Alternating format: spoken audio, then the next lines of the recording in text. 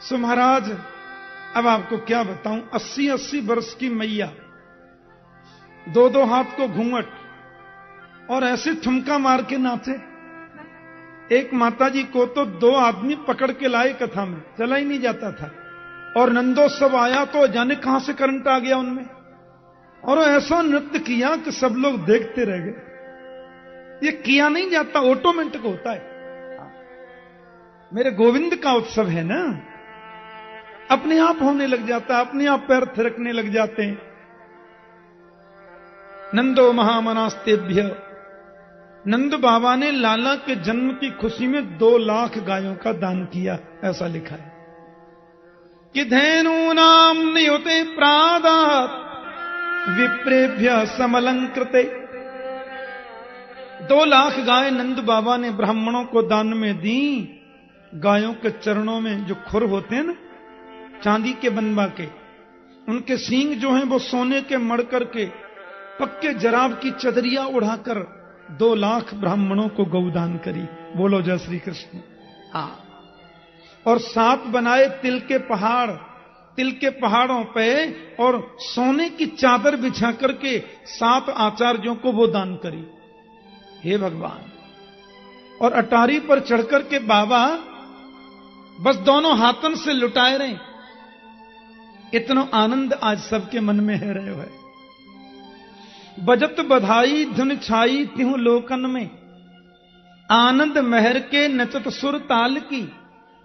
लाला को जन्म सुन देवन आनंद भयो, दुंदुभी बाजे पुष्प बरसा रसाल की। फूले सब गोपी गोप आनंद उमंगन में, गोपन नवेली स्मृति भूली आज काल की। ब्रज में ब्रज चंद भयो, जसुदा फर छंद भयो, नंद घर आनंद भयो, जय कन्हैया लाल की। यह प्रकार से ब्रजवासी गांव में महाराज। और एक बात मैंने एक दिन आपसे कही थी, मेरे ब्रज में छोटे छोटे गांवों में ऐसे ऐसे लोग रहते हैं जो संग की संग कविता बना दे। हाँ, ये ब्रज के ऊपर विशेष कृपा है। और एक बात बताऊं, गायब और नाचब ब्रजवासी ने सीखना ना पड़े। बोलो जय श्री कृष्ण। हाँ, ये तो उनके खून में है, उनके रक्त में है। गोविंद के उत्सव के लिए सीखना थोड़ी ना पड़ता है। अब देखो, मेरे पास एक पर्चा आया है। ये हैं जमुना प्रसाद जी शर्मा एडवोकेट, ये वकील साहब है। उन्होंने, अब देखो ये एडवोकेट हैं, ब्रजभाषा की कविता लिख के भेजी नंदोत्सव की। मैंने कहा ये मैं जरूर सुनाऊंगा। उन्होंने लिखा है बड़ा सुंदर कि खोज खोज हार चुके जोगी और यतीन्द्र जाहे, पायो नहीं पार जाको श्रुत के विनोद में। निर्गुण निराकार अलख अनीह आज, नेत नेत कह के बखानो गयो मोद में। कृष्ण कवि व्यास सुख नारद महेश शेष, जाकी खोज लाख रवि भाजो फिरे मोद में। सोई ब्रह्म नंदजू के घर अवतार लियो, जग जाकी गोद में सो जसुदा की गोद में। है? देखो, जग जाकी गोद में सो यशोदा की गोद में। सारी दुनिया को अपनी गोद में खिलाए हुए बारो आज यशोदा मैया की गोद में खेल रहे हुए।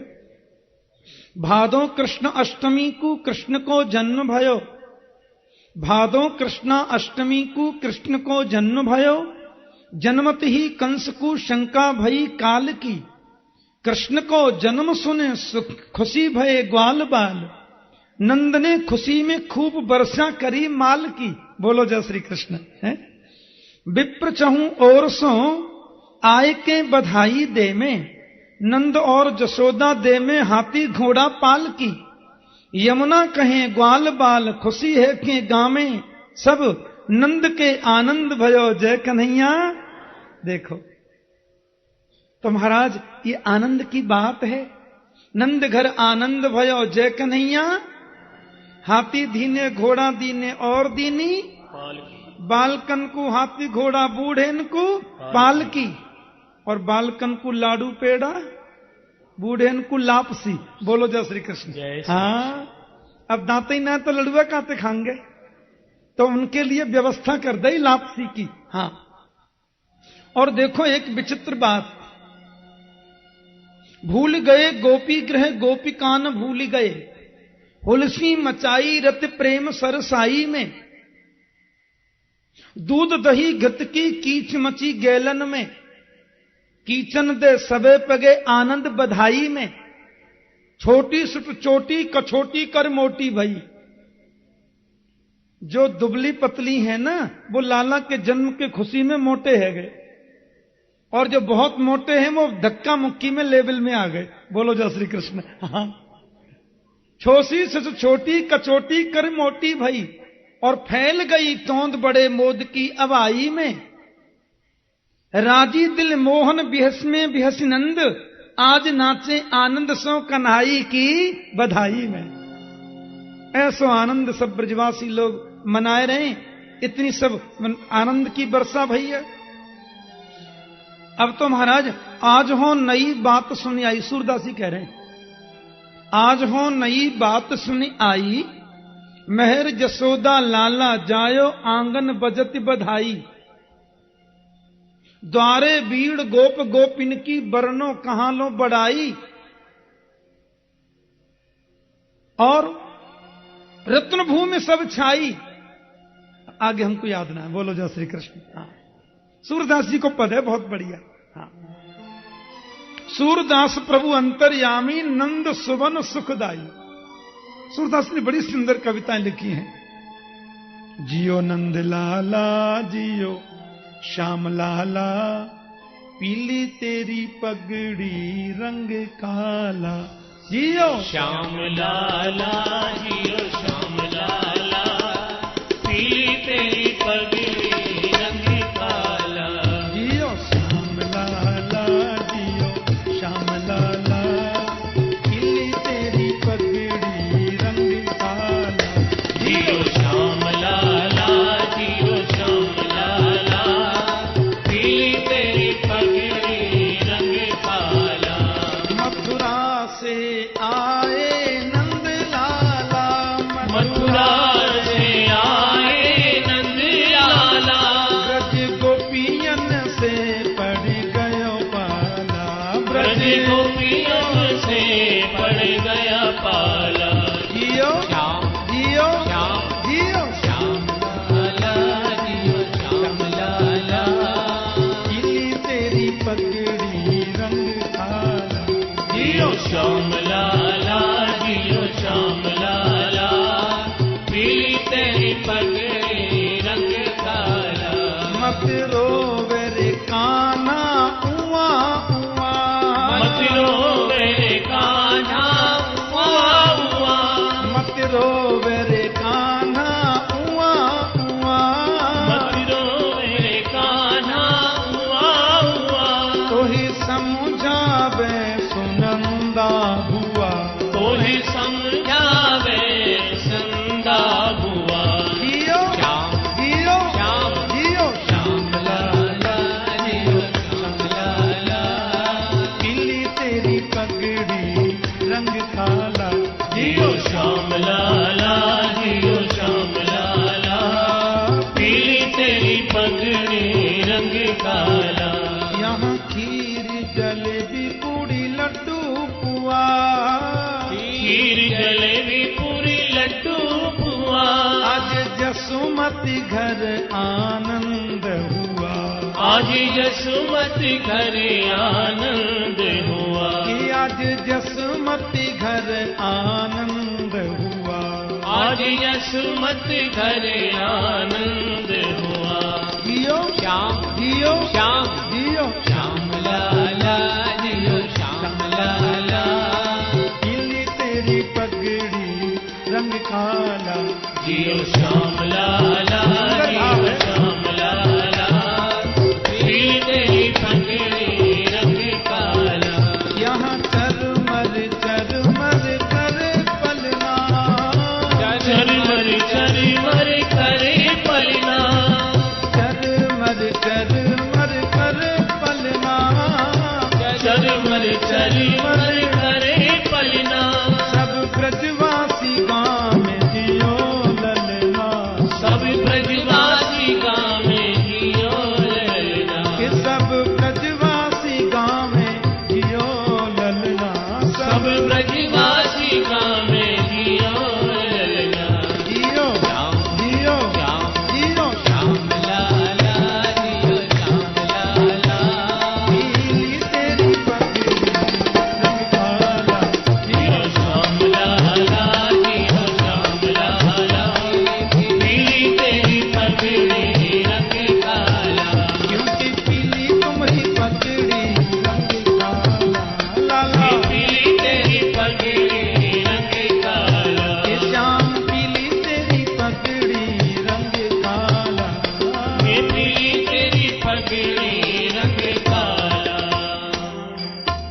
गोपी आई गई और लाला को दर्शन कर रही हैं।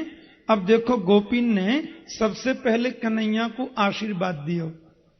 आपको मालूम है आशीर्वाद कैसे दियो जाए? देनो तो यूं चाहिए, नंदरानी हमारो बहुत आशीर्वाद है, आपको लाला हजारें बरस तक जीवे। पर ऐसे नहीं, उनके मुंह से कछु और ही निकल गए। गोपियां बोल तो रही कि 1000 बरस तक आपका लाला जीवे, लेकिन निकल गया कुछ और। ता आशीष प्रियुंजाना चिरम पाहीति बालके, हरिद्रा चूर्ण तैलाद्भि सिंचन्त्यो जनमुज्जगु। आशीर्वाद दे रही है नदरानी, हमारो आशीर्वाद है आपको लाला हजारें बरस तक हमारो पालन करे। कहना था जीवे, और बोल रही है आपको लाला हजारें बरस तक हमारो पालन करे, हमारी रक्षा करे। चिरम पाहीति बालके, हे भगवान, असली बात निकल गई मुंह से। और हरिद्रा चूर्ण तैलाद भी सिंचन्त्यो जनमुज्जगु, हल्दी पीस करके दही में मिलाई और एक दूसरे के ऊपर सींच रहे। इतना आनंद मना रहे। एक बड़े बड़े तालाब बना लिए दही के, हाँ दही के तालाब बन गए, उनमें हल्दी पीस करके डाल दी, नहीं थोड़ा तेल भी डाल दिया। हरिद्रा चूर्ण तैलाद भी। अब कल के दिन तो मैंने कहा था ना सब पीले पीले पहन के आना, तो आप लोग सब पीले धारण करके आए थे। मैंने भी पीली बगलबंदी पहनी थी। अब कोई गलती से व्हाइट पहनकर आ गए उस दिन। क्या हुआ कि जो व्हाइट पहन करके आए, जो सफेद पहन के आए, ब्रजवासी कहां करें मालूम है? वहां के हाथ पामन को पकड़ के और दही के तालाब में फेंक दे। बम मिली भैया हल्दी, तालाब में डूबते समय व्हाइट है और निकल रहे हैं येलो। बोलो जय श्री कृष्ण। पीले होकर के निकल रहे, एक दूसरे पर छींट रहे। और बाबा तो महाराज इतने आनंद में आज भर गए। ये नंद महोत्सव के 18 मंत्र हैं, ध्यान देना। इन 18 मंत्रों का जो व्यक्ति रोज पाठ करता है उस घर में लक्ष्मी की वृद्धि होती है। मतलब 18 मंत्रों का नियमित जो पाठ करते हैं। और अंत में लिखा है ततः आरभ्य नंदस्य ब्रजः सर्व समृद्धिमान हरेर निवासात्म गुणई रमा क्रीडम अभुन्नप। साक्षात रमा लक्ष्मी देवी आ गई और बाबा के भंडार में बैठ गई। बोले लुटाओ, तुम कितना लुटा सको। नंद बाबा जितना लुटाते हैं उसका 1000 गुना भर जाता है भंडार में। जितना देते जाए उतना बढ़ता ही जाए, कम होने का तो प्रश्न ही नहीं है। लक्ष्मी जी जहां बैठ जाए वहां कमी रह सकती है क्या? पर एक और बात, सब लोग तो लाला के जन्मोत्सव में पधारे, पर बलराम जी की मैया रोहिणी जी नहीं आई। नंद बाबा ने पूछी यशोदा जी से, क्यों जी रोहिणी महारानी नहीं पधारी? भैया बोली देखो वो को भी ध्यान नहीं रहे। अब दोनों दौड़े दौड़े गए, क्योंकि प्रोसित भर्तृका स्त्री का यह नियम होता है हमारी भारतीय पद्धति में कि पति के जीवन में यदि कोई संकट आ जाए तो स्त्री को ज्यादा सज धज कर किसी उत्सव में सम्मिलित नहीं होना चाहिए। अब रोहिणी माता के पति वसुदेव जी तो जेल में बंद कर रखे, कंस ने बड़ी बड़ी यातनाएं देता है उन्हें, वो बेचारी श्रृंगार करके उत्सव में कैसे जाएं? सो नंद बाबा ने कही, क्यों जी आप क्यों ना पधार रही? रोहिणी जी बोली, मेरा बहुत आशीर्वाद है, मेरी बहुत शुभकामना है। नंद जी ने की, मैं समझूं देवी, वसुदेव हमारे भी तो भाई हैं। कंस ने उनको बहुत कष्ट दियो, ये बड़ी तकलीफ की बात है, पर मेरे घर लाला को उत्सव रोज रोज तो नहीं होएगा, आपको चलना ही चाहिए देवी। भगवान सुखदेव कहते हैं कि रोहिणी च महाभागा नंद गोपाभिनंदिता व्यचरत दिव्य भासक्स्रक कंठाभरण भूषिता। नंद बाबा की आग्रह को कैसे टालें? मैया रोहिणी वे अवश्य पधारी नंदोत्सव में, और वस्त्राभरण भूषिता, आभूषण धारण करके माता रोहिणी आई और गोविंद को गोद में लेकर के बहुत नृत्य कियो मैया रोहिणी ने। जय जय श्री गोकुलेश नंद के दुलारे गाया, जय जय श्री बाल कृष्ण नंद के दुलारे आशीर्वाद दिया। आनंद की बात है। अब ये नंदोत्सव तो चलना है नॉन स्टॉप 6 महीना।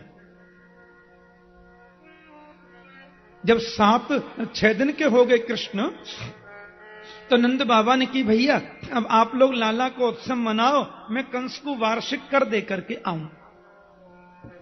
बाबा चले गए कंस को वार्षिक कर देने के लिए, और जैसे ही वो कर देने के लिए मथुरा में पधारे, वहां पर श्री नंद जी को आदरणीय वसुदेव जी मिल गए। बोलो जय श्री कृष्ण। अब वसुदेव जी को देख करके बाबा नंद जो है ना, वसुदेव जी ने तो नंद जी को बधाई दी। महाराज बहुत बहुत बधाई हो भाई जी, आपके घर लाला को जन्म भयो, या के लिए बहुत बहुत बधाई। अब वसुदेव जी दे रहे हैं बधाई और नंद जी रो रहे हैं गले लगा के। रो क्यों रहे?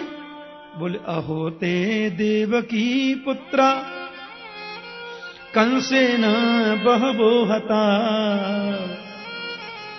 एका वसिष्ठा वरजा कन्या सापि दिवम गता।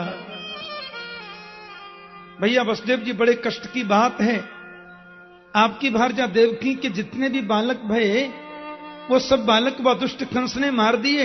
एका वसिष्ठा वरजा कन्या सापि दिवम गता, एक कन्या बाद में भई वो भी स्वर्ग में चली गई। सुन के बड़ो कष्ट भयो।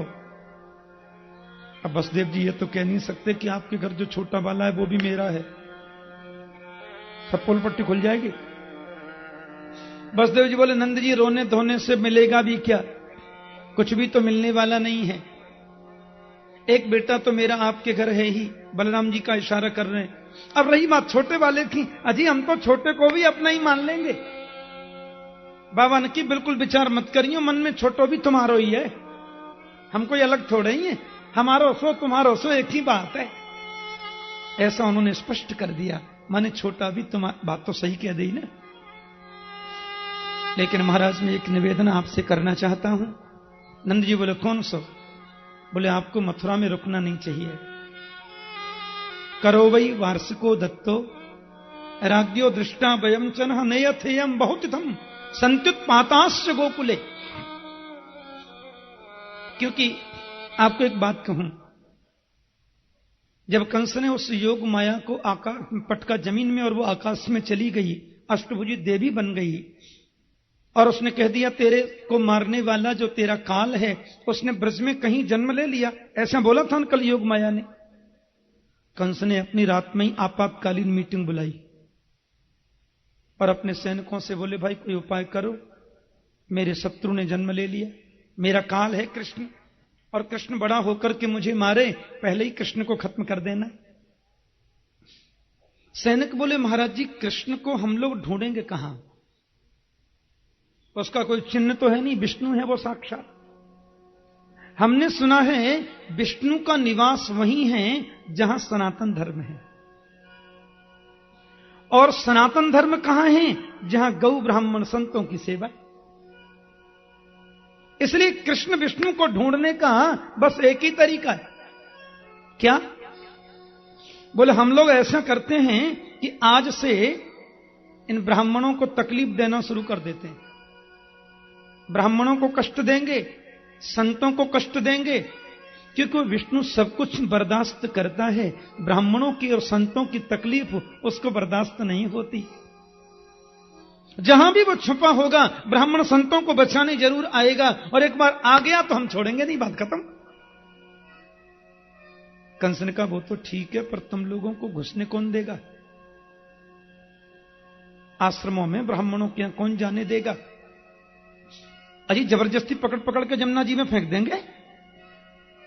अरे क्या कहते हो तुम लोग?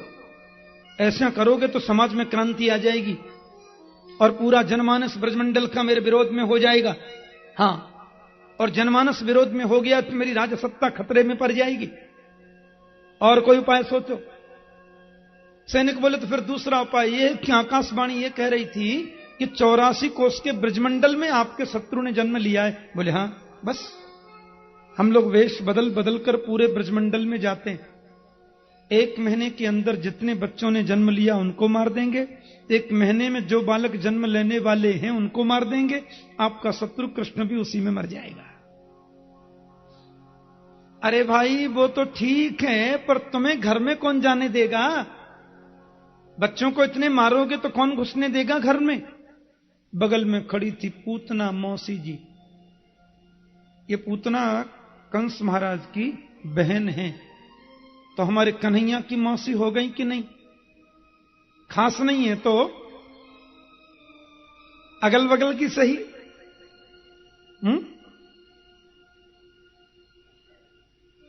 पूतना बोली मैं जाऊंगी मारने, अपने दोनों स्तनों में जहर लगा के जाऊंगी, कृष्ण को गोदी में लेकर के उसको अपना स्तन पिला दूंगी, 1 बूंद जहर उसके मुंह में चला जाएगा, तुरंत मर जाएगा, आकाश में उड़ जाऊंगी, मुझे कोई पकड़ नहीं सकता। कंस ने कहा बहन जी वो तो ठीक है, लेके 5-5 इंची के दांत, इतना मोटा लंबा तगड़ा शरीर, काला काला चेहरा, कौन घुसने देगा आपको घर में? उतना बोली दांत लंबे तो क्या हुआ, कैंची से छांट के चली जाऊंगी। शरीर काला है तो क्या हुआ, ऊपर से प्लस्तर लगा के चली जाऊंगी, मेरे को कोई नहीं पकड़ सकता। फिर भी आपको लगता है कि लोग मुझे पहचान लेंगे तो घूंघट लगा जाऊंगी, उसमें तो कुछ पता नहीं चलता, सो रहे हैं कि जग रहे हैं, सुन रहे हैं कि बस। बड़ी सहायता मिलती है उससे महाराज। पूतना ने भी अपने चेहरे को ढक लिया होगा, श्रृंगार किए होंगे अपने स्तन से। अब देखो ये बात वसुदेव जी को मालूम है, इसलिए वसुदेव जी ने नंद जी से कहा संत्युत्पातास्य गोकुले, आप गोकुल जाइए, कहीं कोई उत्पात खड़े ना हो जाए। और महात्मा वसुदेव जी के कहने से नंद जी बोले ठीक है चले जाएंगे। ने लाला कितना ही हमने खिलौना एक सुनार के यहां पे डारे बनबे काजे, अब उन खिलौना को लेके जाएंगे। नंद बाबा तो मथुरा में रुक गए और पूतना गोकुल में पहुंच गई। पूतना बोली जरूर यहीं पर कृष्ण होगा। हमारे ब्रजमंडल के जो गांव है ना, आहा, सच्चे भोले ब्रजवासी तो ब्रज के और गांवों में वास करते हैं, शहरों में तो थोड़ा खिचड़ी हो गई है, बोलो जय श्री कृष्ण। लेकिन जो पक्का खांटी ब्रजवासी है, जिसमें भोलापन है, उसका दर्शन करना है तो ब्रजमंडल के छोटे छोटे गांवों में देखो। हाँ, कितना प्यार बरसता है। कोई नए कपड़े पहन के जाए तो लोग छत पे खड़े होकर देख लें, कहां से आयो, काई को आयो, कौन है भैया। वाणी में प्यार बरसता है। एक बार 84 कोस की परिक्रमा देने मेरे गुरुदेव पधारे। संतों की परिक्रमा चल रही थी। मैं बाहर से आया तो पता चला कि गुरुजी परिक्रमा में गए, अभी बरसाने के पास है परिक्रमा। तो मैंने कहा चलो दर्शन कर आया। मैं संतों के 2 दिन को आया था। मैं जब गया तो वहां बरसाने के पास किसी गांव के सरपंच ने पूरे संतों का भंडारा अपने घर दिया। तो मैंने देखा कि वहां परिक्रमा में एक परमहंस जी महात्मा थे, परमहंस, और वो नमक भी नहीं खाते, मिर्च भी नहीं खाते, दूध दही भी नहीं खाते पीते, खाली रूखी रोटी पानी में गला के खाते थे। बेचारे गांव के सरपंच ने बड़ी खीर पूड़ी रबड़ी बड़ी व्यवस्था करी थी, चकाचक भोजन बनवाया था। सब संतों की मनौती कर करके खिला रहा था, बाबा आप ये खाओ, बाबा आप ये पाओ। लेकिन वो परमहंस जी से बोले बाबा आप, तो परमहंस जी हर बात में बोलते हैं अपने राम को नहीं चलेगा। जैसे कहते हैं ना हम भोजन नहीं कर सकते, तो संतों की भाषा। सरपंच बोले बाबा खीर पूड़ी खा लो, बोले अपने राम को नहीं चलेगा। अरे महाराज तो दाल भात खा ले, अपने राम को नहीं चलेगा। अरे बाबा तो बेजर की रोटी बनवा दूं, बिन्ने खा ले, बोले अपने राम को नहीं चलेगा। अरे महाराज तो अधोटा दूध पी ले, बोले अपने राम को नहीं चलेगा। तो महाराज फिर दही की लस्सी बनवा दूं, बाय पी ले, नहीं अपने राम को नहीं चलेगा। तो महाराज जी तुम चाहो तो चना की, बेझर की, मक्का की, बाजरे की रोटी बनवा दूं? बोले नहीं, अपने राम को नहीं चलेगा। अरे महाराज तो दाल बाटी चूरमा बनवा दूं, बिन्ने खा ले? बोले नहीं, अपने राम को नहीं चलेगा। अरे महाराज तो फिर कढ़ी भात खा ले? बोले अपने राम को नहीं चलेगा। तो बोले फिर ने जहर ही खा ले। घंटा बरते मगज मार रहे हैं, बोले ही ना है अपने राम को। काय को आयो हमारे यहां? दाल भात भी ना खावे, कड़ी भात भी ना खावे, खीर पूड़ी भी ना खावे, तो फिर जहर ही खा ले? बढ़ो बनो बाबा जी, बोलो जय श्री कृष्ण। महाराज बोले नहीं नहीं ब्रजवासी जी, आप समझो, मैं ये कह रहा था कि मैं नमक मिर्ची मीठा कुछ नहीं खाता, मैं तो खाली रूखी रोटी पानी में गला के खाता हूं, वही मेरा भोजन है। अरे बाबा, तो हम 2 घंटा से रामायण पढ़ रहे हैं, पहले क्यों ना बताई कि मैं अलोनी रोटी खाऊंगा? बोलंत हेला वचनंत गारी है? दिल में कितना प्यार है, लेकिन भाषा में ऐसा लगता है लड़ रहे का। इसी प्यार ने तो गोविंद को इनका बना दिया। बड़ा भाव है ब्रजमंडल में। छत पे खड़े होकर देखेंगे, भैया नए कपड़न मारो, कौन आयो? हाँ, अब तो महाराज माता यशोदा के पास पहुंच गई पूछना। एक सखा बोले कौन है भैया, जो तो भीतर ही घुसी चली जावे। दूसरा बोले तू ना जाने, यशोदा मैया की बचपन की सहेली होगी, रास्ता छोड़ दो। किसी ने रोका ही नहीं, सीधी चली गई भीतर। मैया बोली आओ बहना, कहां से आई? आपने देखा होगा हमारे ब्रज में वो जो युवती स्त्रियां होती हैं ना, वो बूढ़ी माताओं के जो प्रणाम करती हैं ना, ऐसे प्रणाम थोड़ी करती हैं, वो घोंटू से नीचे तक 10-5 बार ऐसे ऐसे दबाती हैं पैरों को। हाँ, मैंने देखा है। और जिनके पैर दबाती हैं वो फिर आशीर्वाद देती हैं। अब आशीर्वाद क्या देती हैं, या तो वो देने वाली मैया जाने या फिर ऊपर वाला कन्हैया जाने। उनके ओठ चलते तो मैंने देखे, वो बोलती क्या भगवान जाने, आशीर्वाद देती। हाँ, दूधन नहाओ पूतन फलो और जाने क्या क्या बहुत कुछ देती है आशीर्वाद। बोलो जय श्री कृष्ण। अब पूतना ने प्रणाम किया तो मैया बोली कहां से आई बहना? बोलो अजी आई कहां से? बात ये कि मेरे पतिदेव तो आशीर्वाद दे गए, मैंने सोची मैं काई को पीछे रहूं, सो मैं भी आई गई। मैया बोली देखो आपने मेरे पाम काई को छीन लिए, मुझे तो ऐसा लगे आप कोई ब्राह्मण परिवार से हैं और ये अच्छी बात ना है, आपको तो आशीर्वाद चाहिए। देखो मेरो लाला थोड़े ही है, आप सबके आशीर्वाद सो भयो है। बुढ़ापे में कहूं लाला होए, आपने कृपा करी सो लाला भयो। बहन वो पलना में लाला सोए रहे है, मेरे घर अतिथि बहुत आए हैं ना, मैं थोड़ा अतिथि सत्कार करवे जाऊं, आप लाला को आशीर्वाद दे दो। उतना बोली आप तो प्रेम से अतिथि सत्कार करो, आशीर्वाद तो मैं दे ही दूंगी, और काय को आई हूं यहां पे। मैया ने विश्वास कर लिया और पूतना के ऊपर लाला को छोड़कर बाहर चली गई। भाई अतिथि, अब घर में अतिथि आते हैं तो उनका ध्यान रखना पड़ता है ना, समय पर सबको भोजन मिले, नाश्ता मिले, कोई तकलीफ न हो। पूतना ने सत्कार स्वीकारा और अंदर चली गई, मैया चली गई बाहर।